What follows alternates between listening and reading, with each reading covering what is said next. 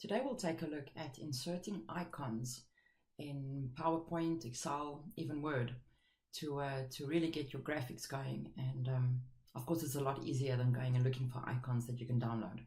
So to insert icons is really easy. If you go to Insert, you'll see that icons is there next to shapes. Now, insert icons was already released middle of 2016. So if you don't see this yet, you must probably not on a first release like schedule. So just make sure that your company is actually releasing the updates. If I go insert icon, it actually gives me a list of icons that I can use. And there's categories on the left as well that you can filter by. So we're looking at training first. And I think I'm going to just use a little icon of people. So I'm going to say insert. I also want to change the color of this icon, and I think that's what's pretty cool, is that we can now change the colors of these graphics as well, which wasn't really possible always with icons. So if I do change this icon to white, and I can just make it a bit smaller, then I can insert the icon on a button to use. So I'm going to just insert another one, let's say for example for digital literacy, and I'll go look for a PC to use. Again, I'm going to make this graphics white and just drag it a tad bit smaller.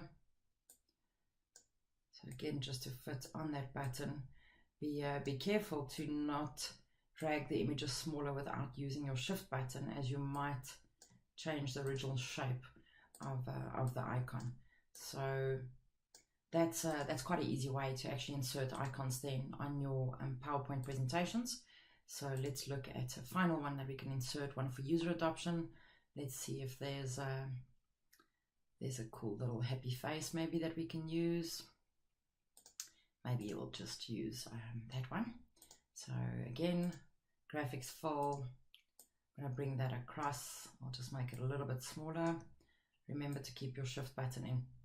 Of course, these images can be used as backgrounds as well. So if I had to insert an icon on one of my slides, and I'll just use that one.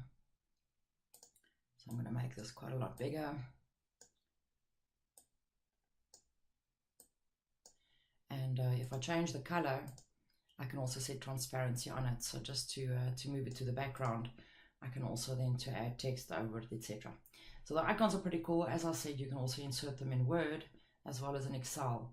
And also take note that you can edit the colors of the icon. So pretty cool new feature that we can use in Microsoft Office. Enjoy.